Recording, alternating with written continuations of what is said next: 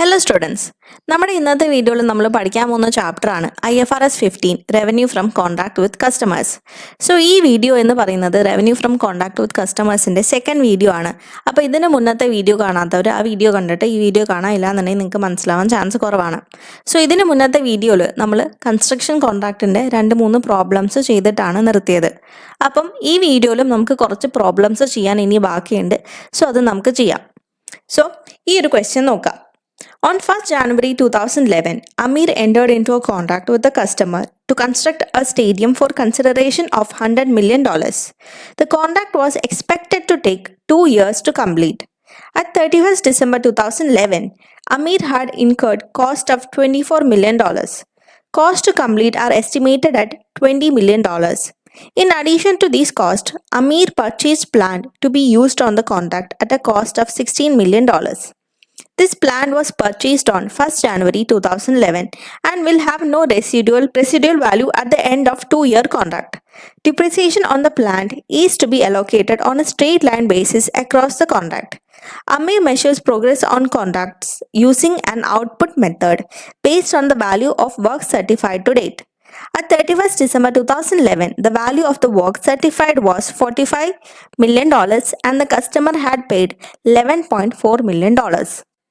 How should this transaction be accounted for in the year ended 31st December 2011? So എന്തൊക്കെയാണ് ഈ ഒരു ക്വസ്റ്റ്യനിൽ പറയുന്നത്? ഓൺ 1st January 2011 അമീർ ഒരു കോൺട്രാക്റ്റിൽ എൻ്റർ ചെയ്തു.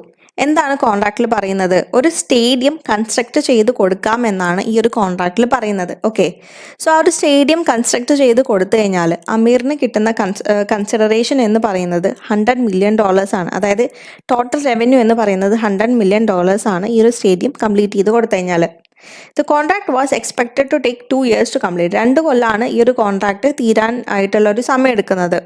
At 31st December 2011, Amir had incurred cost of $20 million.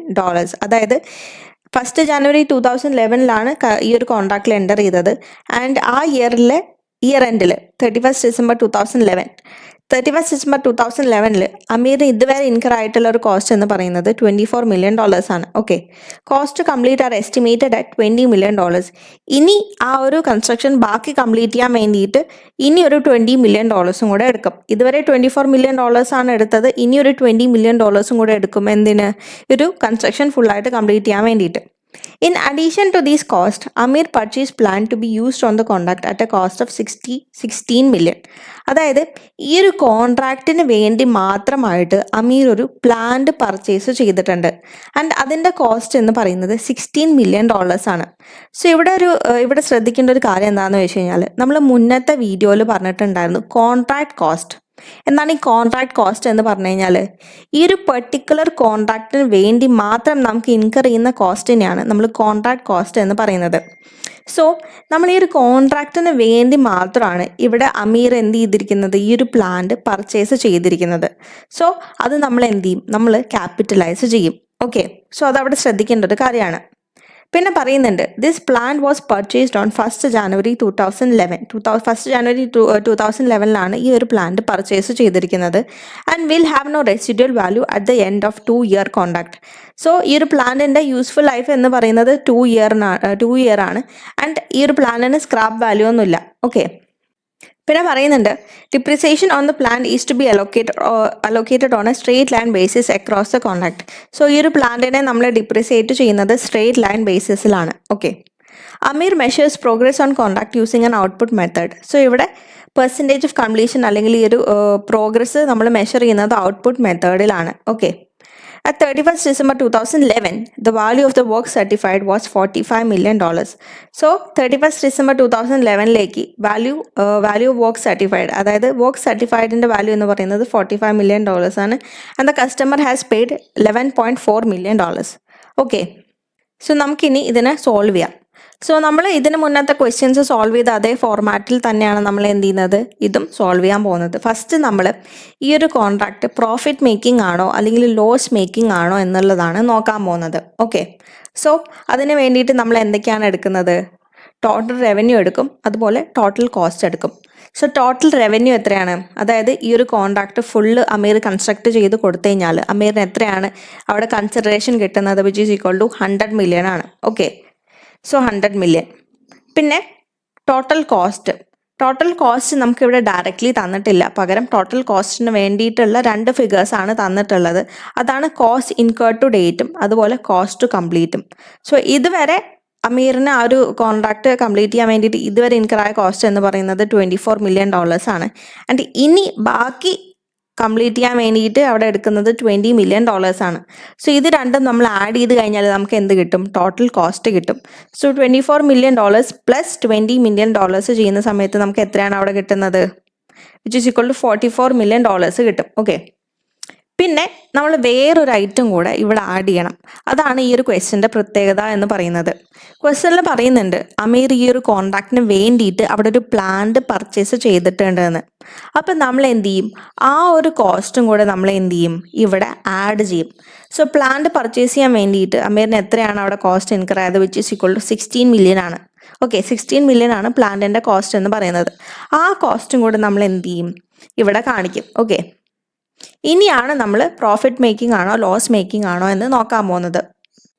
So നമ്മളിപ്പോൾ ഇത് calculate ചെയ്യുന്ന സമയത്ത് നമുക്ക് മനസ്സിലാവും ഇതൊരു പ്രോഫിറ്റ് മേക്കിംഗ് കോൺട്രാക്റ്റ് ആണെന്ന്. Okay, which is equal to 40 million ആണ് പ്രോഫിറ്റ് എന്ന് പറയുന്നത്. ഓക്കെ, സോ നമ്മളിപ്പോൾ പ്രോഫിറ്റ് മേക്കിംഗ് ആണോ അല്ലെങ്കിൽ ലോസ് മേക്കിംഗ് ആണോ എന്നുള്ളത് നോക്കി. അപ്പോൾ ഈ ഒരു കോൺട്രാക്റ്റ് എന്ന് പറയുന്നത് പ്രോഫിറ്റ് മേക്കിംഗ് ആണ്. ഇനി അടുത്തത് നമ്മൾ നോക്കാൻ പോകുന്നത് പെർസെൻറ്റേജ് ഓഫ് കംപ്ലീഷൻ ആണ്. Okay, so percentage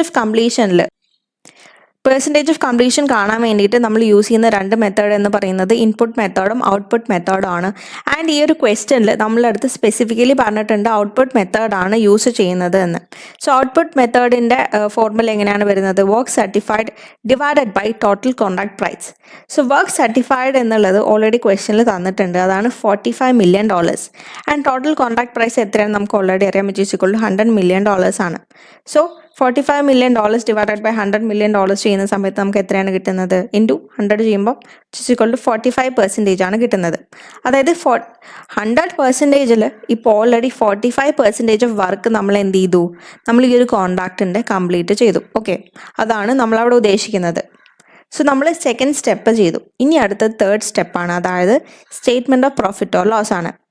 so statement of profit or ലോസിൽ നമ്മൾ എഴുതുന്ന 2 ഫിഗേഴ്സാണ്, ഒന്ന് റവന്യൂ പിന്നെ കോസ്റ്റ് ഓഫ് സെയിൽസും. സോ റവന്യൂ എത്രയാണ് നമുക്ക് ഇത്രത്തോളം ഇതുവരെ കംപ്ലീറ്റ് ചെയ്ത വർക്കിൽ നമുക്ക് കിട്ടാൻ അർഹതപ്പെടുന്നത്? നമ്മുടെ ടോട്ടൽ റവന്യൂ എന്ന് പറയുന്നത് 100 മില്യൺ ആണ്. അതിൽ നമ്മൾ 45% ഓഫ് വർക്ക് ഓൾറെഡി കംപ്ലീറ്റ് ചെയ്തു. അപ്പം 100 മില്യൺ ഇൻറ്റു 45% ചെയ്യുന്ന സമയത്ത് നമുക്ക് എത്രയാണ് കിട്ടുക? Which is equal to 45 million കിട്ടും. ഓക്കെ, സോ 45 മില്യൺ ആണ് നമ്മുടെ റവന്യൂ എന്ന് പറയുന്നത്. ഇനി കോസ്റ്റ് ഓഫ് സെയിൽസ് നമുക്ക് ഇതുവരെ ഈ ഒരു കോൺട്രാക്ട് കംപ്ലീറ്റ് ചെയ്യാൻ വേണ്ടിയിട്ട് എത്രത്തോളമാണോ അവിടെ കോസ്റ്റ് ഇൻകർ ആയത്, ആ ഒരു എമൗണ്ട് ആണ് നമ്മൾ കോസ്റ്റ് ഓഫ് സെയിൽസിൽ എഴുതുന്നത്. സോ അത് നമുക്ക് ഓൾറെഡി ക്വസ്റ്റ്യനിൽ തന്നിട്ടുണ്ട്. കോസ്റ്റ് ടു ഡേറ്റ് എത്രയാണ്? Which is equal to 24 million ആണ്. ഓക്കെ, ഇനി ഈ ഒരു ക്വസ്റ്റ്യനിൽ ഈ ഒരു കോൺട്രാക്റ്റിന് വേണ്ടിയിട്ട് അമീർ അവിടെ പ്ലാന്റ് പർച്ചേസ് ചെയ്തിട്ടുണ്ട് അല്ലേ? സോ ഈ ഒരു പ്ലാന്റിൻ്റെ ഡിപ്രിസിയേഷൻ കൂടെ നമ്മൾ എവിടെ കാണിക്കും? നമ്മൾ ഈ സ്റ്റേറ്റ്മെൻറ്റ് ഓഫ് പ്രോഫിറ്റ് ഓർ ലോസിൽ കാണിക്കും. ഓക്കെ, സോ അവിടെ പറയുന്നുണ്ട് ഈ ഒരു പ്ലാന്റിനെ അമീർ ഡിപ്രിസിയേറ്റ് ചെയ്യുന്നത് സ്ട്രേറ്റ് ലൈൻ ബേസിസിലാണ്. ആൻഡ് ഈ ഒരു പ്ലാന്റിൻ്റെ യൂസ്ഫുൾ ലൈഫ് എന്ന് പറയുന്നത് 2 ഇയർ ആണ്. അതായത് കോൺട്രാക്ട് 2 ഇയറേ ഉള്ളൂ. അപ്പം ആ കോൺട്രാക്ട് കഴിയുമ്പോൾ ഈ ഒരു മെഷീൻ്റെ യൂസ്ഫുൾ ലൈഫും കഴിയും. ഓക്കെ, സോ 2 ഇയർ ആണ് ഈ ഒരു മെഷീൻ്റെ യൂസ്ഫുൾ ലൈഫ്. അപ്പം നമുക്ക് ഡിപ്രീസിയേഷൻ പെർ ഇയർ കാണാൻ പറ്റും. എന്താണ്? Cost divided by useful life. And also അവിടെ നോട്ട് ചെയ്യേണ്ട ഒരു കാര്യമാണ്, ഈ ഒരു പ്ലാന്റിന് സ്ക്രാപ്പ് വാല്യൂ ഒന്നും ഇല്ല എന്നാണ് അവിടെ പറയുന്നത്. സോ സ്ക്രാപ്പ് വാല്യൂ ഉണ്ടെങ്കിൽ നമ്മൾ എങ്ങനെയാണ് ഡിപ്രീസിയേഷൻ കാണുക? Cost minus scrap value divided by useful ലൈഫാണ്. പക്ഷേ ഈ ഒരു ക്വസ്റ്റ്യനിൽ നമുക്ക് സ്ക്രാപ്പ് വാല്യൂ ഒന്നും ഇല്ല എന്നാണ് പറയുന്നത്. അതുകൊണ്ടാണ് നമ്മൾ എന്ത് ചെയ്ത് cost divided by useful life ചെയ്തത്. സോ ഈ ഒരു പ്ലാന്റിൻ്റെ കോസ്റ്റ് എന്ന് പറയുന്നത് 16 മില്യൺ ആണ്. ആൻഡ് ഈ ഒരു പ്ലാന്റിൻ്റെ യൂസ്ഫുൾ ലൈഫ് എന്ന് പറയുന്നത് 2 ഇയേഴ്സ് ആണ്. So 16 million divided by 2 years ചെയ്യുന്ന സമയത്ത് നമുക്ക് എത്രയാണ് എമൗണ്ട് കിട്ടുന്നത്? Which is equal to 8 million ആണ്. ഓക്കെ, സോ നമ്മളിവിടെ 8 മില്യൺ ഡിപ്രീസിയേഷൻ കൂടെ കാണിക്കും സ്റ്റേറ്റ്മെൻറ്റ് ഓഫ് പ്രോഫിറ്റ് ഓർ ലോസിൽ. എന്നിട്ടാണ് നമ്മൾ അവിടെ നോക്കുന്നത് പ്രോഫിറ്റ് ആണോ ലോസ് ആണോ എന്ന്. ഓക്കെ, സോ നമ്മുടെ തേർഡ് സ്റ്റെപ്പ് കഴിഞ്ഞു. ഇനി അടുത്തത് ഫോർത്ത് സ്റ്റെപ്പാണ് statement of financial position. Statement of financial പൊസിഷനിൽ നമ്മൾ നോർമലി എന്താണ് എഴുതുക? അവിടെ ഒന്നല്ലെങ്കിൽ ഒരു കോൺട്രാക്ട് അസറ്റ് ആയിരിക്കും, അല്ലെങ്കിൽ ഒരു കോൺട്രാക്ട് ലയബിലിറ്റി ആയിരിക്കും. ഓക്കെ, സോ അതെങ്ങനെയാണ് നമ്മൾ കാണുന്നത്? നമ്മൾ റവന്യൂ ടിൽ ഡേറ്റ് എടുക്കും. അതായത് നമ്മൾ ഇതുവരെ കംപ്ലീറ്റ് ചെയ്ത വർക്കിൽ നിന്ന് നമ്മൾക്ക് കിട്ടാൻ അർഹതപ്പെടുന്ന റവന്യൂ എത്രയാണ്, വിച്ച് ഈസ് ഈക്വൽ ടു നമ്മൾ ഓൾറെഡി കാൽക്കുലേറ്റ് ചെയ്തു, അതാണ് 45 മില്യൺ. ആൻഡ് നമ്മൾ അവിടെ കസ്റ്റമറിനോട് പേ ചെയ്യാൻ പറഞ്ഞ എമൗണ്ട്, അല്ലെങ്കിൽ കസ്റ്റമർ നമുക്ക് പേ ചെയ്ത എമൗണ്ട് എത്രയാണ്, വിച്ച് ഈസ് ഈക്വൽ 11.4 മില്യൺ ആണ്. സോ ഇപ്പോൾ അവിടെ നോക്കുന്ന സമയത്ത് നമ്മൾ 45 മില്യൺ നമുക്ക് കിട്ടാൻ അർഹതപ്പെടുന്ന വർക്ക് നമ്മൾ ചെയ്തിട്ടുണ്ട്. പക്ഷേ നമുക്കിപ്പം കസ്റ്റമർ ആകെപ്പാട് എത്രയേ തന്നിട്ടുള്ളൂ? 11.4 മില്യണേ തന്നിട്ടുള്ളൂ.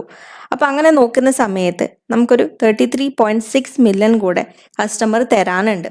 സോ അവിടെ ഒരു കോൺട്രാക്ട് അസറ്റ് ആണ് വരുന്നത്. ഓക്കെ, സോ നമ്മൾ ഈ ഒരു കോൺട്രാക്ട് അസറ്റിനെ കറണ്ട് അസറ്റിൻ്റെ അണ്ടറിൽ കോൺട്രാക്ട് അസറ്റ് എന്ന് പറഞ്ഞിട്ട് കാണിക്കും, 33.6 മില്യൺ. ഓൾസോ ഈ ഒരു ക്വസ്റ്റ്യനിൽ നമ്മൾ എന്ത് ചെയ്തിട്ടുണ്ട്? അമീർ അവിടെ ഈ ഒരു കോൺട്രാക്റ്റിന് വേണ്ടിയിട്ട് ഒരു പ്ലാന്റ് പർച്ചേസ് ചെയ്തിട്ടുണ്ട്. സോ ആ പ്ലാന്റിൻ്റെ റിമൈനിങ് എമൗണ്ടും കൂടെ നമ്മൾ എവിടെ കാണിക്കും? നമ്മൾ ഇവിടെ ഈ ഒരു സ്റ്റേറ്റ്മെൻറ്റ് ഓഫ് ഫൈനാൻഷ്യൽ പൊസിഷനിൽ കാണിക്കും. സോ ഓൾറെഡി ഈ ഒരു പ്ലാന്റ് മേടിച്ചിട്ട് ഇപ്പോൾ 1 ഇയർ കംപ്ലീറ്റ് ആയി. അതായത് ഓൾറെഡി നമ്മൾ എന്ത് ചെയ്തു? നമ്മൾ ഈ 16 മില്യൺ കോസ്റ്റിൽ നിന്ന് 8 മില്യൺ നമ്മൾ എന്ത് ചെയ്തു? ഡിപ്രീസിയേഷൻ ആയിട്ട് ചാർജ് ചെയ്തു. ഇനി ബാക്കി എത്രയാണ് റിമൈനിങ് ആയിട്ടുള്ളത് അവിടെ? Which is equal to 8 million. So ഈ ഒരു 8 മില്യനെ നമ്മൾ നോൺ കറണ്ട് അസറ്റിൻ്റെ അണ്ടറിൽ പ്ലാന്റ് എന്ന് പറഞ്ഞിട്ട് എന്ത് കാണിക്കും? 8 മില്യൺ കാണിക്കും. ഓക്കെ, സോ ഇങ്ങനെയാണ് നമ്മൾ ഈ ഒരു ക്വസ്റ്റ്യനെ സോൾവ് ചെയ്യുന്നത്. അപ്പോൾ നിങ്ങൾ എപ്പോഴും ശ്രദ്ധിക്കേണ്ട ഒരു കാര്യമാണ്, നമ്മളൊരു പെർട്ടിക്കുലർ കോൺട്രാക്റ്റിന് വേണ്ടിയിട്ട് അവിടെ എന്തെങ്കിലും പർച്ചേസ് നടത്തിയിട്ടുണ്ടെങ്കിൽ ആ പർച്ചേസിനെ നമ്മൾ എന്ത് ചെയ്യും? നമ്മൾ ക്യാപിറ്റലൈസ് ചെയ്യും. ഓക്കെ, ഇനി അതല്ല, നമ്മൾ ഈ കോൺട്രാക്റ്റിന് വേണ്ടിയിട്ടല്ല, നമ്മൾ ഈ കോൺട്രാക്റ്റ് ഉണ്ടെങ്കിലും ഇല്ലെങ്കിലും നമുക്ക് അവിടെ ഒരു കോസ്റ്റ് ഇൻകർ ആവും എങ്കിൽ ആ കോസ്റ്റിനെ നമ്മൾ എന്ത് ചെയ്യില്ല? നമ്മൾ ക്യാപിറ്റലൈസ് ചെയ്യില്ല. പകരം ഏത് ഇയർ ആണോ ഇൻകർ ആയത് ആ ഇയർ നമ്മൾ എന്ത് ചെയ്യും? അതിനെ എക്സ്പെൻസ് ആയിട്ട് കാണിക്കും. ഓക്കെ, ഇനി നമ്മൾ IFRS 15 revenue from contract with കസ്റ്റമേഴ്സിൽ വരുന്ന വേറെ കുറച്ച് ടോപ്പിക്സ് ആണ് പഠിക്കാൻ പോകുന്നത്. സോ ഫസ്റ്റ് ടോപ്പിക്കാണ് റീപർച്ചേസ് എഗ്രിമെൻറ്റ്. സോ എന്താണ് റീപർച്ചേസ് എഗ്രിമെൻറ്റ് എന്ന് പറഞ്ഞു കഴിഞ്ഞാൽ അവിടെ പറയുന്നുണ്ട്, under a repurchase agreement an entity sells an asset and promises or has the option to repurchase it. Repurchase agreement generally come in 3 forms. അതായത് repurchase agreement എന്ന് പറഞ്ഞു കഴിഞ്ഞാൽ എൻറ്റിറ്റി ഒരു അസറ്റ് വിൽക്കാണ്, എന്നിട്ട് ഈ ഒരു എൻറ്റിറ്റിക്ക് ആ അസറ്റിനെ ഒരു ഫ്യൂച്ചർ ഡേറ്റിൽ തിരിച്ചു വാങ്ങാനുള്ള റൈറ്റോ അല്ലെങ്കിൽ ഓപ്ഷനോ ഉണ്ട്. അതിനെയാണ് നമ്മൾ റീപർച്ചേസ് എഗ്രിമെൻ്റ് എന്ന് പറയുന്നത്. സോ റീപർച്ചേസ് എഗ്രിമെൻറ്റ് ജനറലി 3 ഫോംസിലാണ് ഉള്ളത് എന്നാണ് അവിടെ പറയുന്നത്. ഫസ്റ്റ് വൺ ആണ് an entity has an obligation to repurchase the asset, a forward contract. അതായത് എൻറ്റിറ്റി ആ ഒരു അസറ്റ് വിറ്റു, എന്നിട്ട് ആ ഒരു അസറ്റ് തിരിച്ചു മേടിക്കാനുള്ള ഒബ്ലിഗേഷൻ ഈ ഒരു എൻറ്റിറ്റിക്ക് ഉണ്ട്. അതിനെയാണ് നമ്മൾ ഫോർവേഡ് കോൺട്രാക്ട് എന്ന് പറയുന്നത്. ആൻഡ് ഇനി സെക്കൻഡ് വൺ ആണ് entity has the right to repurchase the asset, a call option. അതായത് എൻറ്റിറ്റി അസറ്റ് വിറ്റു, എന്നിട്ട് ആ ഒരു അസറ്റിനെ തിരിച്ച് മേടിക്കാനുള്ള റൈറ്റ് ഈ ഒരു എൻറ്റിറ്റിക്ക് ഉണ്ട്. അതിനെയാണ് എ കോൾ ഓപ്ഷൻ എന്ന് പറയുന്നത്. ആൻഡ് മൂന്നാമത്തതാണ് an entity must repurchase the asset if requested to do so by the customer. അതായത് കസ്റ്റമർ റിക്വസ്റ്റ് ചെയ്ത് കഴിഞ്ഞാൽ ആ ഒരു എൻറ്റിറ്റി ഈ ഒരു വിറ്റ അസറ്റ് മസ്റ്റായിട്ടും തിരിച്ച് റീപർച്ചേസ് ചെയ്യണം. അതിനെയാണ് പുട്ട് ഓപ്ഷൻ എന്ന് പറയുന്നത്. ഓക്കെ, പിന്നെ അവിടെ പറയുന്നുണ്ട്, in the case of a forward or a call option the customer does not obtain control of the asset even if it has physical position. അതായത് ഫോർവേഡ് കോൺട്രാക്റ്റോ അല്ലെങ്കിൽ കോൾ ഓപ്ഷൻ്റെയോ സിറ്റുവേഷനിൽ ഈ ഒരു എൻറ്റിറ്റി വിറ്റ ഈ ഒരു അസറ്റിൻ്റെ കൺട്രോൾ നമ്മൾ ആക്ച്വലി അവിടെ കസ്റ്റമറിന് ട്രാൻസ്ഫർ ചെയ്യുന്നില്ല. എന്തുകൊണ്ടാണ്? കാരണം ഒരു ഫ്യൂച്ചർ ഡേറ്റിൽ ആ ഒരു അസറ്റിനെ നമ്മൾ തിരിച്ച് വാങ്ങുന്നുണ്ട്. അതുകൊണ്ട് നമുക്ക് അവിടെ പറയാൻ പറ്റില്ല ഈ ഒരു അസറ്റിൻ്റെ കൺട്രോൾ നമ്മൾ കസ്റ്റമറിന് ട്രാൻസ്ഫർ ചെയ്തു എന്ന്. പക്ഷേ നമ്മൾ ഈ ഒരു അസറ്റിൻ്റെ ഫിസിക്കൽ പൊസിഷൻ കസ്റ്റമർക്ക് കൊടുക്കുമെങ്കിൽ കൂടെ ആ ഒരു അസറ്റിൻ്റെ കൺട്രോൾ നമ്മൾ കസ്റ്റമർക്ക് ട്രാൻസ്ഫർ ചെയ്തിട്ടില്ല. ഓക്കെ, പിന്നെ പറയുന്നുണ്ട്, the entity will account for the contract as A lease in accordance with IFRS 16 if the repurchase price is below the original selling price, or B, a financial arrangement if the repurchase price is equal to or greater than the original selling price. In this case, the entity will recognize both the asset and the corresponding liability. അതായത് ഈ ഒരു repurchase agreement എന്നുള്ള ഈ ഒരു കോൺട്രാക്റ്റിനെ നമുക്ക് രണ്ടായിട്ട് classify ചെയ്യാൻ പറ്റും. അതാണ് ഒന്ന് ലീസും പിന്നെ ഒന്ന് ഫൈനാൻഷ്യൽ അറേഞ്ച്മെൻറ്റും. സോ ലീസിൽ അവിടെ പറയുന്നുണ്ട് if the repurchase price is below the original selling price. അതായത് നമ്മൾ ഈ ഒരു അസറ്റ് വിറ്റത് ഫോർ എക്സാമ്പിൾ ഒരു $100 വിചാരിക്കാം. സോ $100 നമ്മൾ ഈ അസറ്റ് വിറ്റു ആൻഡ് ഈ അസറ്റിനെ നമ്മൾ റീപർച്ചേസ് ചെയ്യുന്ന സമയത്ത് നമ്മൾ ഈ വിറ്റ വിലേനെക്കാട്ടിലും കുറഞ്ഞ വില കൊടുത്തിട്ടാണ് നമ്മൾ ഈ ഒരു അസറ്റിനെ തിരിച്ച് വാങ്ങുന്നതെങ്കിൽ അവിടെ നമ്മൾ അതിനെ ലീസ് എന്നാണ് പറയുന്നത്. ഇനി അതല്ല, ഈ ഒരു റീപർച്ചേസ് എഗ്രിമെൻറ്റിനെ നമ്മളൊരു ഫൈനാൻഷ്യൽ അറേഞ്ച്മെൻറ്റ് ആയിട്ടാണ് പറയണം എന്നുണ്ടെങ്കിൽ അവിടെ പറയുന്നുണ്ട് if the repurchase price is equal to or greater than the original selling price. അതായത് നമ്മൾ ഈ ഒരു അസറ്റ് വിറ്റിട്ട് ആ ഒരു അസറ്റിനെ നമ്മൾ ഈ വിറ്റ വിലേനെക്കാട്ടിലും കൂടുതൽ എമൗണ്ട് കൊടുത്തിട്ടാണ് തിരിച്ച് മേടിക്കുന്നതെങ്കിൽ അതിന് നമ്മൾ ഫൈനാൻഷ്യൽ അറേഞ്ച്മെൻറ്റ് എന്നാണ് പറയുന്നത്. ഓക്കെ, ഇനി നമുക്ക് ഇതിൻ്റെ ഒരു എക്സാമ്പിൾ നോക്കാം. So example, an entity enters into a contract with the customer for the sale of a tangible asset on 1st January 2017 for $1 million. The contract includes a call option that gives the entity the right to repurchase the asset for $1.1 million on or before 31st December 2017. So എന്താണ് അവിടെ പറയുന്നത്? Entity എന്ത് ചെയ്തു, ഒരു കസ്റ്റമറായിട്ട് ഒരു കോൺട്രാക്റ്റിൽ enter ചെയ്തു and ആ കോൺട്രാക്റ്റിൽ ഒരു അസറ്റ് ഈ ഒരു കസ്റ്റമർക്ക് സെല്ല് ചെയ്തു. ഓക്കെ, ഓൺ 1st January 2017 ഈ ഒരു കോൺട്രാക്റ്റിലോട്ട് എൻറ്റിറ്റി എൻ്റർ ആയത്. ഓക്കെ, ആൻഡ് ഈ അസറ്റ് സെല്ല് ചെയ്ത സമയത്ത് എൻറ്റിറ്റിക്ക് കിട്ടിയ എമൗണ്ട് എന്ന് പറയുന്നത് $1 million ആണ്. ഓക്കെ, പിന്നെ പറയുന്നുണ്ട് the contract includes a call option that gives the entity the right to repurchase the asset for $1.1 million on or before 31st December 2017. So എൻറ്റിറ്റിക്ക് ഈ ഒരു അസറ്റിനെ 31st December 2017 മുന്നേ റീപർച്ചേസ് ചെയ്യാനുള്ള റൈറ്റ് അവിടെ ഉണ്ട് ഫോർ $1.1 million. $1.1 million ഈ ഒരു അസറ്റിനെ 31st December 2017 മുന്നേ എൻറ്റിറ്റിക്ക് റീപർച്ചേസ് ചെയ്യാനുള്ള റൈറ്റ് അവിടെ ഉണ്ട്. ഓക്കെ, സോ ഈ ഒരു കോൺട്രാക്റ്റ് എന്ന് പറയുന്നത് ലീസാണോ അല്ലെങ്കിൽ ഒരു ഫൈനാൻഷ്യൽ അറേഞ്ച്മെൻ്റ് ആണോ? ഈ ഒരു എക്സാമ്പിളിൽ എൻറ്റിറ്റി ഈ ഒരു അസറ്റ് വിറ്റത് $1 million. പക്ഷേ എൻറ്റിറ്റി ഈ അസറ്റിനെ റീപർച്ചേസ് ചെയ്യുന്ന സമയത്ത് എൻറ്റിറ്റി അവിടെ $1.1 million കൊടുക്കുന്നുണ്ട്. സോ ഇവിടെ നോക്കുന്ന സമയത്ത് അതൊരു ഫൈനാൻഷ്യൽ അറേഞ്ച്മെൻ്റ് ആണ്. കാരണം എന്താണ്, നമ്മൾ വിറ്റ വിലേനെക്കാട്ടിലും കൂടുതൽ എമൗണ്ട് കൊടുത്തിട്ടാണ് നമ്മൾ ഈ ഒരു അസറ്റിനെ റീപർച്ചേസ് ചെയ്യുന്നത്. ഓക്കെ, സോ അവിടെ പറയുന്നുണ്ട് this means that the customer does not obtain control of the asset because the repurchase option means that it is limited in its ability to use and obtain benefit from the asset. അതായത് നമ്മൾ ഈ ഒരു അസറ്റിന് $1 million ഈ ഒരു കസ്റ്റമറിന് വിറ്റെങ്കിൽ കൂടെ ആ ഒരു അസറ്റിൻ്റെ കൺട്രോൾ കസ്റ്റമർക്ക് ട്രാൻസ്ഫർ ചെയ്തു എന്ന് നമുക്ക് പറയാൻ പറ്റില്ല. കാരണം എന്താണ്, ഒരു ലേറ്റർ ഡേറ്റിൽ നമ്മൾ ആ ഒരു അസറ്റിനെ റീപർച്ചേസ് ചെയ്യുന്നുണ്ട്. ഓക്കെ, സോ അതുകൊണ്ട് തന്നെ ഈ ഒരു വിറ്റ കസ്റ്റമർക്ക് ഈ ഒരു അസറ്റിൻ്റെ ബെനിഫിറ്റ് യൂട്ടിലൈസ് ചെയ്യാൻ പറ്റില്ല. ഓക്കെ, പിന്നെ പറയുന്നുണ്ട് as control has not been transferred the entity accounts for the transaction as a financial arrangement because the exercise price is above the original selling price. The entity continues to recognise the asset and recognise the cash received as a financial liability. അതായത് ഇപ്പോൾ ഈ ഒരു എക്സാമ്പിളിൽ നമ്മൾ basically ആ ഒരു അസറ്റിനെ പണയം വെച്ച പോലെയാണ് ഉദ്ദേശിക്കുന്നത്. അപ്പോൾ നമ്മളൊരു അസറ്റിനെ പണയം വയ്ക്കുക പറഞ്ഞു കഴിഞ്ഞാൽ എന്താണ്, നമ്മൾ ആ ഒരു അസറ്റ് കൊടുത്തിട്ട് അതിൻ്റെ മുകളിൽ ഒരു ലോൺ എടുക്കുക. ഓക്കെ, സോ നമ്മളിവിടെ ആ ഒരു അസറ്റ് കൊടുത്തു എന്നിട്ട് ആ അസറ്റിൻ്റെ മുകളിൽ നമുക്ക് $1 million കിട്ടി. സോ ഈ പണയം വെച്ചിട്ട് നമ്മൾ അതിനെ തിരിച്ചു വാങ്ങുന്ന സമയത്ത് നമ്മൾ കൂടുതൽ എമൗണ്ട് കൊടുത്തിട്ടായിരിക്കും ആ ഒരു അസറ്റിനെ നമ്മൾ തിരിച്ചു വാങ്ങുന്നത് അല്ലേ. സോ നമ്മൾ ഈ ഒരു പണയം വെച്ച അസറ്റിന് നമുക്ക് $1 million കിട്ടി ആൻഡ് ലേറ്റർ ഡേറ്റിൽ നമ്മൾ കൂടുതൽ എമൗണ്ട് കൊടുത്തിട്ട് എന്ത് ചെയ്തു, ആ അസറ്റിനെ റീപർച്ചേസ് ചെയ്തു. സോ ഈ ഒരു എമൗണ്ടിൻ്റെ ഡിഫറൻസിനെ നമുക്ക്, അതായത് $1 million ആണ് നമ്മൾ സെല്ല് ചെയ്തപ്പോൾ നമുക്ക് കിട്ടിയത് ആൻഡ് റീപർച്ചേസ് ചെയ്ത സമയത്ത് നമ്മൾ $1.1 million ആണ് കൊടുത്തത്.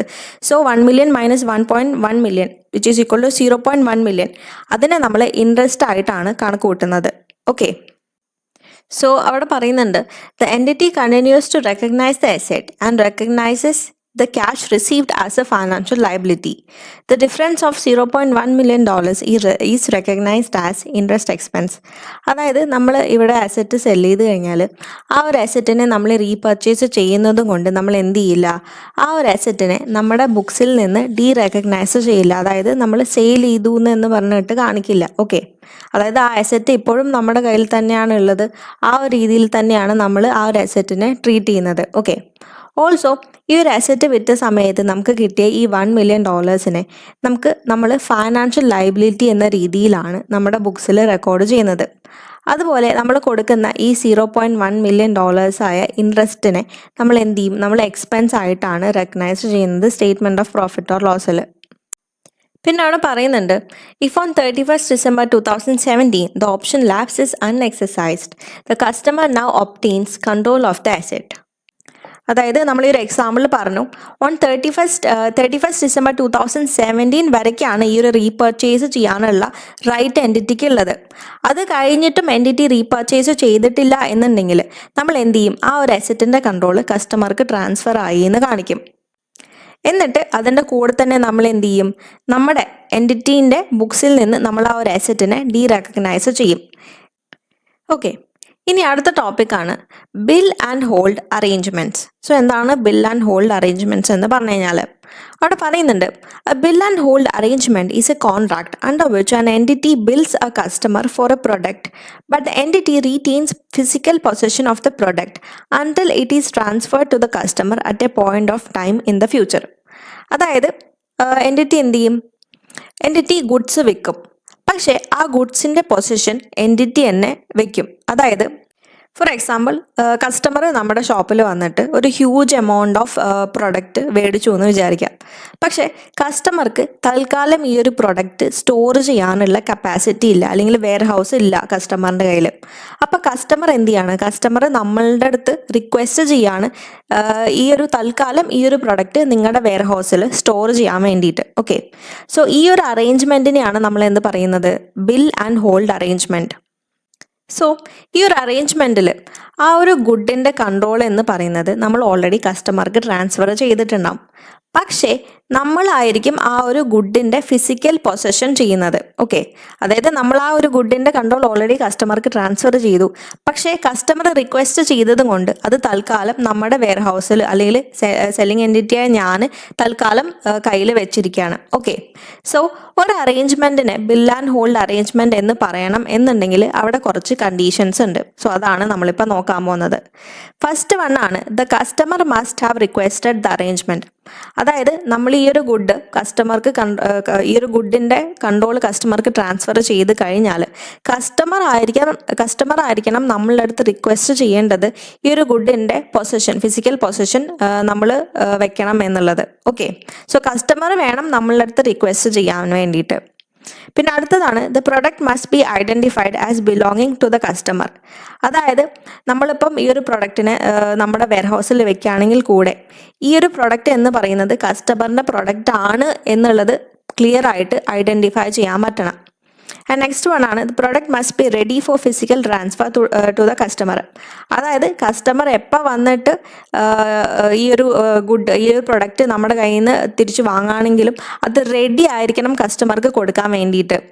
അതായത് കസ്റ്റമർ എപ്പോൾ വന്ന് ചോദിച്ചാലും ആ ഗുഡ് കസ്റ്റമർക്ക് ട്രാൻസ്ഫർ ചെയ്യാനായിട്ട് അവിടെ റെഡിലി അവൈലബിൾ ആയിരിക്കണം. ഓക്കെ, ആൻഡ് ലാസ്റ്റ് വൺ ആണ്, the entity cannot have the ability to use the product or sell it to someone else. അതായത് നമ്മൾ ഈ ഒരു ബിൽ ആൻഡ് ഹോൾഡ് അറേഞ്ച്മെൻറ്റിൽ ഓൾറെഡി നമ്മൾ എന്ത് ചെയ്തു, ആ ഒരു ഗുഡിൻ്റെ കൺട്രോൾ എന്ന് പറയുന്നത് കസ്റ്റമർക്ക് ട്രാൻസ്ഫർ ചെയ്തു. പക്ഷേ കസ്റ്റമർ റിക്വസ്റ്റ് ചെയ്തത് കൊണ്ട് നമ്മൾ എന്ത് ചെയ്യാണ്, ആ ഒരു ഗുഡിനെ തൽക്കാലം നമ്മുടെ വെയർ ഹൗസിൽ സ്റ്റോർ ചെയ്യാണ്. ഓക്കെ, സോ ഈ സ്റ്റോർ ചെയ്ത ഗുഡ് സെല്ലിംഗ് എൻറ്റിറ്റിയായ നമുക്ക് യൂസ് ചെയ്യാനോ അല്ലെങ്കിൽ വേറൊരാൾക്ക് വിൽക്കാനോ ഉള്ള അബിലിറ്റിയോ റൈറ്റോ ഇല്ല. ഓക്കെ, സോ ഈ പറഞ്ഞ 4 കണ്ടീഷൻസും അവിടെ സാറ്റിസ്ഫൈ ആവുകയാണെന്നുണ്ടെങ്കിൽ നമുക്കൊരു അറേഞ്ച്മെൻറ്റിനെ ബിൽ ആൻഡ് ഹോൾഡ് അറേഞ്ച്മെൻറ്റ് എന്ന് പറയാൻ പറ്റും. ഓക്കെ, ഇനി അടുത്ത ടോപ്പിക്കാണ് പ്രിൻസിപ്പൽ വേഴ്സസ് ഏജൻറ്റ്. സോ എന്താണ് ഈ പ്രിൻസിപ്പൽ വേഴ്സസ് ഏജൻറ്റ് എന്ന് പറഞ്ഞു കഴിഞ്ഞാൽ അവിടെ പറയുന്നുണ്ട്, it is a principle if it controls a promised good or service before it is transferred to the customer. അതായത് ആരാണ് ഈ പ്രിൻസിപ്പൽ എന്ന് പറഞ്ഞു കഴിഞ്ഞാൽ, ഫോർ എക്സാമ്പിൾ എ എന്ന് പറയുന്നത് ഓണർ ആണ് എന്ന് വിചാരിക്കാം, ആൻഡ് സി എന്ന് പറയുന്നത് കസ്റ്റമർ ആണ് എന്ന് വിചാരിക്കാം, ആൻഡ് ബി എന്ന് പറയുന്നത് ഏജൻ്റ് ആണ് എന്ന് വിചാരിക്കാം. ഓക്കെ, സോ ഇവിടെ എന്താണെന്ന് വെച്ച് കഴിഞ്ഞാൽ ബി എന്ത് ചെയ്തു, എന്റെ ഗുഡ്സ് സിന് സെല്ല് ചെയ്തു by acting as an agent. Okay, ഈ ഒരു സിറ്റുവേഷനെയാണ് നമ്മൾ പ്രിൻസിപ്പൽ വേഴ്സസ് ഏജൻറ്റ് എന്ന് പറയുന്നത്. അതായത് പ്രിൻസിപ്പൽ ആണ് എൻ്റെ ആണ് ഈ ഒരു ഗുഡ് എന്ന് പറയുന്നത്. ഓക്കെ, പക്ഷേ എ ഡയറക്റ്റ്ലി കസ്റ്റമർക്ക് സെല്ല് ചെയ്യുകയല്ല, പകരം എന്ത് ചെയ്യാണ്, എൻ്റെ ഗുഡ് ബി എന്ന് പറയുന്ന ഏജൻറ്റ് കസ്റ്റമർക്ക് സെല്ല് ചെയ്ത് കൊടുക്കുകയാണ്. ഓക്കെ, സോ അതാണ് അവിടെ പറയുന്നത്. It is a principle if it controls a promise good or service before it is transferred to the customer. So ഇവിടെ ആറിൻ്റെ ഗുഡാണ് നമ്മൾ കസ്റ്റമർക്ക് വിൽക്കുന്നത്, എൻ്റെ ഗുഡാണ്. ഓക്കെ, സോ എക്കാണ് ഈ ഒരു ഗുഡിൻ്റെ കൺട്രോൾ എന്ന് പറയുന്നത്. അപ്പം ഈ ഒരു ഗുഡ് നമ്മൾ കസ്റ്റമർക്ക് സെല്ല് ചെയ്യുന്നതിന് മുന്നേ ആർക്കാണോ ആ ഗുഡിൻ്റെ കൺട്രോള്, അയാളെയാണ് നമ്മൾ പ്രിൻസിപ്പൽ എന്ന് പറയുന്നത്. ഓക്കെ, അപ്പം ഈ ഒരു സിറ്റുവേഷനിൽ ബി ആണ് എൻ്റെ ഗുഡ് കസ്റ്റമർക്ക് സെല്ല് ചെയ്യുന്നതെങ്കിലും ബി എന്ന് പറയുന്നത് എൻ്റെ ഏജൻ്റാണ്. ഓക്കെ, സോ ഏജൻറ്റിന് ഈ ഒരു ഗുഡിൻ്റെ കൺട്രോള് കിട്ടില്ല, പകരം ഈ ഒരു ഗുഡിൻ്റെ കൺട്രോൾ ആർക്കാണ്, പ്രിൻസിപ്പലിനാണ്. ഓക്കെ, അതായത് ഈ ഒരു ഗുഡിൻ്റെ ഓണർക്കാണ് ഈ ഒരു ഗുഡിൻ്റെ control before it is transferring to the customer. Okay, so അയാളെയാണ് പ്രിൻസിപ്പൽ എന്ന് പറയുന്നത്. പിന്നെ അവിടെ പറയുന്നുണ്ട്, it is acting as an agent if its performance obligation is to arrange for the provision of good or service by another party. അതായത് ഇവിടെ B actually എന്താണ് ചെയ്യുന്നത്, എൻ്റെ ഗുഡ് സിക്ക് വിൽക്കാണ്. ഓക്കെ, സോ ആ ഒരു സിറ്റുവേഷൻ ക്രിയേറ്റ് ചെയ്യുന്നത് ഏജൻ്റാണ്. ഓക്കെ, അയാളെയാണ് നമ്മൾ ഏജന്റ് എന്ന് പറയുന്നത്. സോ ഇവിടെ എൻ്റെ ഗുഡ് ഏജൻ്റായ ബി സീന് വിൽക്കാണ്. അപ്പം ഈ ഒരു ഗുഡിൻ്റെ ട്രാൻസാക്ഷൻ പ്രൈസ് എന്ന് പറയുന്നത് $100 ആണെന്ന് വിചാരിക്കാം. ആൻഡ് ഈ ഏജൻ്റായ ഈ ബി എന്ത് ചെയ്യും, ഈ ഒരു ഗുഡ്, ഈ $100 ഈ ഗുഡ് കസ്റ്റമർക്ക് വിറ്റ് കൊടുക്കുകയാണ്. ഓക്കെ, സോ ഈ ഒരു ട്രാൻസാക്ഷനെ എങ്ങനെയാണ് പ്രിൻസിപ്പലും അതുപോലെ ഏജൻറ്റും റെക്കോർഡ് ചെയ്യുന്നത്. സോ ഏജൻ്റാണ് ഈ ഒരു $100 ഗുഡ് എന്ത് ചെയ്തു, കസ്റ്റമറായ സിക്ക് വിറ്റത്. പക്ഷേ ഈ ഒരു $100 ഫുള്ള് ഏജൻറ്റിന് റെക്കഗ്നൈസ് ചെയ്യാൻ പറ്റില്ല റവന്യൂ ആയിട്ട്. പകരം എന്ത് മാത്രമേ റെക്കഗ്നൈസ് ചെയ്യാൻ പറ്റുള്ളൂ, ഈ ഒരു ഗുഡ് വിറ്റതും കൊണ്ട് ഏജൻറ്റിന് ഒരു കമ്മീഷൻ കിട്ടും. ഫോർ എക്സാമ്പിൾ ഒരു 10% കമ്മീഷനാണ് കിട്ടുന്നത് എന്ന് വിചാരിക്കാം. ഓക്കെ, സോ $100 10% എന്ന് പറഞ്ഞു കഴിഞ്ഞാൽ $10 ആണ്. സോ ഈ ഒരു ഗുഡ് ഏജൻറ്റ് കസ്റ്റമർക്ക് വിറ്റ് കഴിഞ്ഞാൽ ഏജൻറ്റിന് എന്ത് മാത്രമേ റെക്കഗ്നൈസ് ചെയ്യാൻ പറ്റുള്ളൂ, ഈ ഒരു ഗുഡ് വിറ്റതിൻ്റെ കമ്മീഷനായ 10% മാത്രമേ റവന്യൂ ആയിട്ട് റെക്കഗ്നൈസ് ചെയ്യാൻ പറ്റുള്ളൂ. ബാക്കി $90 പ്രിൻസിപ്പളാണ് റവന്യൂ ആയിട്ട് റെക്കഗ്നൈസ് ചെയ്യുന്നത്. കാരണം എന്താണ്, ഈ ഒരു ഗുഡ് എന്ന് പറയുന്നത് പ്രിൻസിപ്പളിൻ്റെ ആണ്. പക്ഷേ ഇവിടെ പ്രിൻസിപ്പൾ അല്ല ഡയറക്റ്റ്ലി ആ ഒരു ഗുഡിനെ കസ്റ്റമർക്ക് വിൽക്കുന്നത്, പകരം ഒരു ഏജൻറ്റ് ത്രൂ ആണ് കസ്റ്റമർക്ക് വിൽക്കുന്നത്. സോ ആ ഒരു ഏജൻറ്റിൻ്റെ ഫീസായിട്ടാണ് ഈ ഒരു കമ്മീഷൻ നമ്മൾ കൊടുക്കുന്നത്. ഓക്കെ, സോ നമുക്ക് ഈ പ്രിൻസിപ്പൽ വേഴ്സസ് ഏജൻറ്റിൻ്റെ ഒരു എക്സാമ്പിൾ നോക്കാം. Example, an entity operates a website that enables customers to purchase goods from a range of suppliers. The suppliers deliver directly to the customer who have paid in advance, and the entity receives a commission of 10% of the sales price. അതായത് ഇവിടെ entity ഒരു website operate ചെയ്യുന്നുണ്ട്. Okay, so ഈ ഒരു വെബ്സൈറ്റിൽ കസ്റ്റമർക്ക് directly സപ്ലയേഴ്സിൻ്റെ കയ്യിൽ നിന്ന് ഗുഡ്സ് പർച്ചേസ് ചെയ്യാൻ പറ്റും. ഓക്കെ, സോ ആ ഒരു വെബ്സൈറ്റാണ് ഈ ഒരു എൻറ്റിറ്റി ക്രിയേറ്റ് ചെയ്തിരിക്കുന്നത്. അപ്പം ഈ ഒരു വെബ്സൈറ്റിൽ കൂടെ ഈ ഒരു കസ്റ്റമർ ഒരു ഓർഡർ പ്ലേസ് ചെയ്യാണ് എന്നുണ്ടെങ്കിൽ സപ്ലയർ ഡയറക്റ്റ്ലി ആയിരിക്കും കസ്റ്റമർക്ക് ആ ഒരു ഗുഡ് ട്രാൻസ്ഫർ ചെയ്യുന്നത്. ഓക്കെ, ആൻഡ് അത് ട്രാൻസ്ഫർ ചെയ്യുന്ന സമയത്ത് ഒരു 10% കമ്മീഷൻ ഈ ഒരു എൻറ്റിറ്റിക്ക് കിട്ടും. പിന്നെ പറയുന്നുണ്ട്, the entity's website also processes payments from the customer to the supplier at a price set by the supplier. The entity has no further obligation to the customer after arranging for the product to be supplied.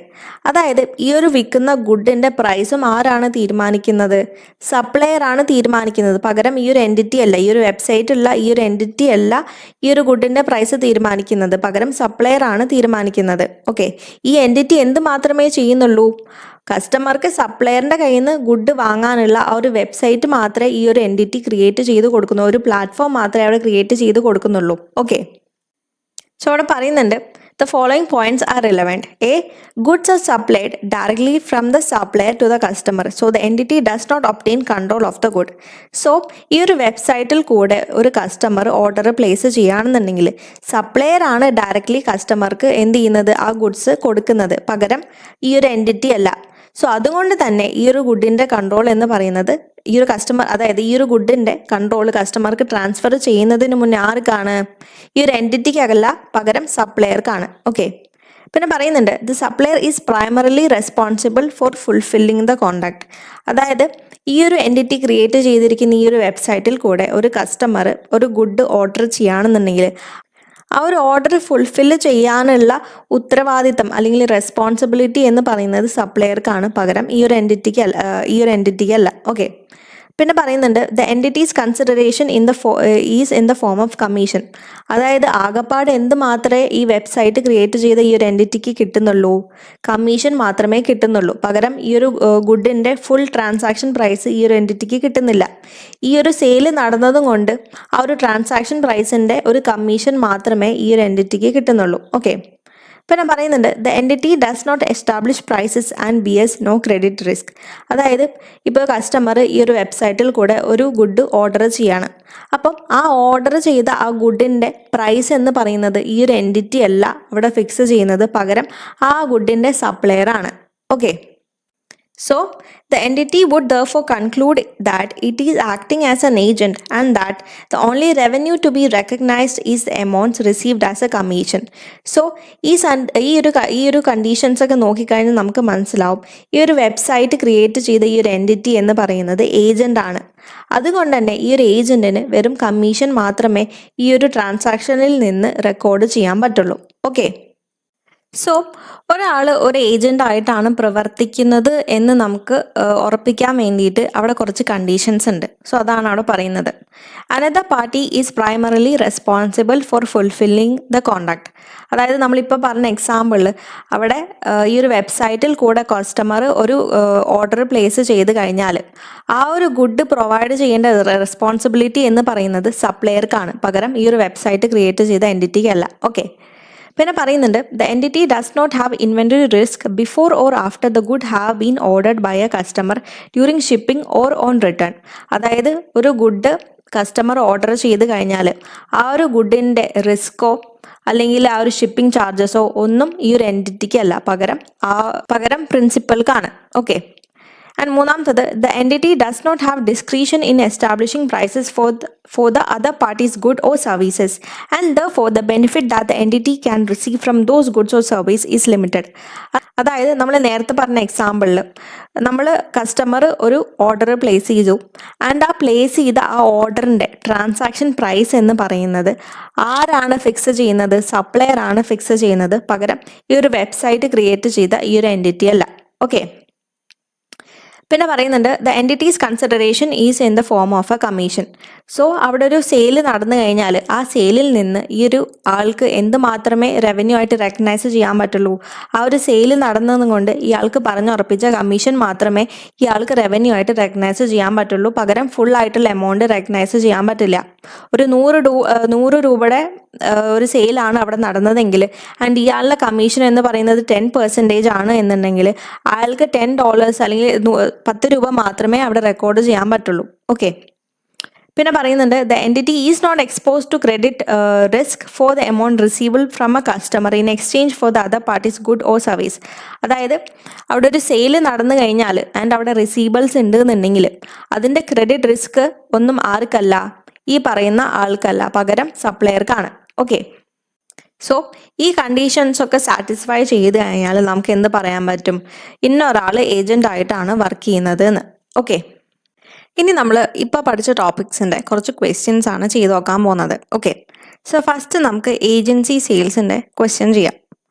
So Hardin Co's revenue includes $45,000 for goods it sold acting as an agent for OFA.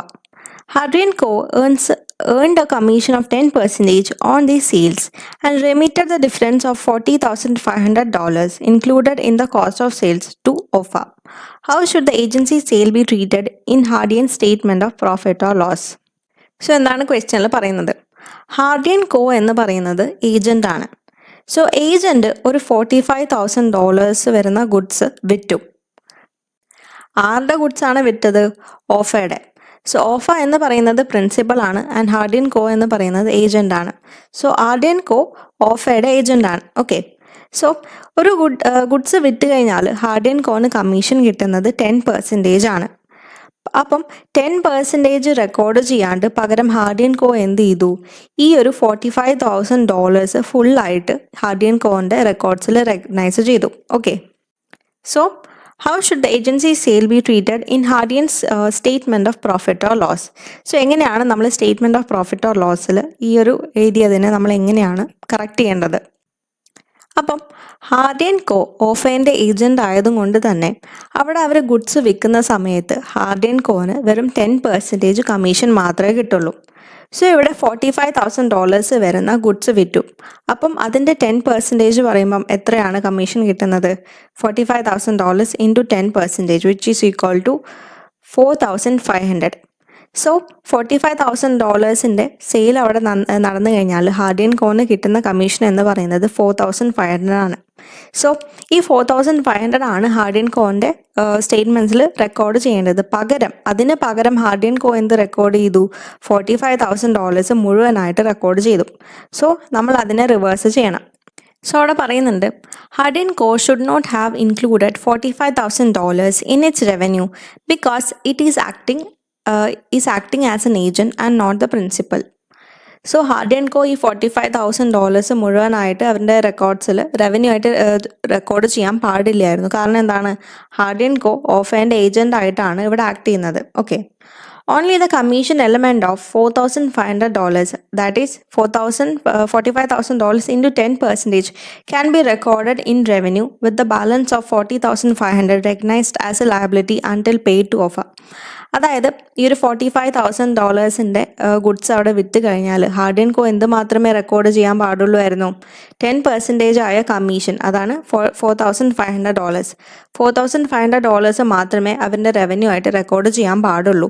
ബാക്കി $40,500 liability ആയിട്ട് വേണം record ചെയ്യാൻ until paid to offer. അതായത് ഓഫയ്ക്ക് കൊടുക്കുന്നതിന് മുന്നേ ആ ഒരു $40,500 ഈ ഒരു ഹാർഡി ആൻഡ് കോ ലയബിലിറ്റി ആയിട്ട് വേണമായിരുന്നു റെക്കോർഡ് ചെയ്യേണ്ടത്. ഓക്കെ, സോ ഹാർഡി ആൻഡ് കോൻ്റെ സ്റ്റേറ്റ്മെൻറ്റ് ഓഫ് പ്രോഫിറ്റ് ഓർ ലോസിൽ ഹാർഡി ആൻഡ് കോ റവന്യൂ ആയിട്ട് $45,000 ആയിരുന്നു റെക്കഗ്നൈസ് ചെയ്തത്. പക്ഷേ എത്ര മാത്രമേ റെക്കഗ്നൈസ് ചെയ്യാൻ പാടുള്ളായിരുന്നു? 4,500 മാത്രമേ റെക്കഗ്നൈസ് ചെയ്യാൻ പാടുള്ളായിരുന്നു റവന്യൂ ആയിട്ട്. സോ നമ്മൾ എന്ത് ചെയ്യും? 40,500 റവന്യൂവിൽ നിന്ന് റിമൂവ് ചെയ്യും. ഓക്കെ, സോ ഇതിൻ്റെ ജേർണൽ എൻട്രി ഇങ്ങനെയാണ് വരുന്നത്: debit revenue $40,500, credit cost of sales $40,500. Okay.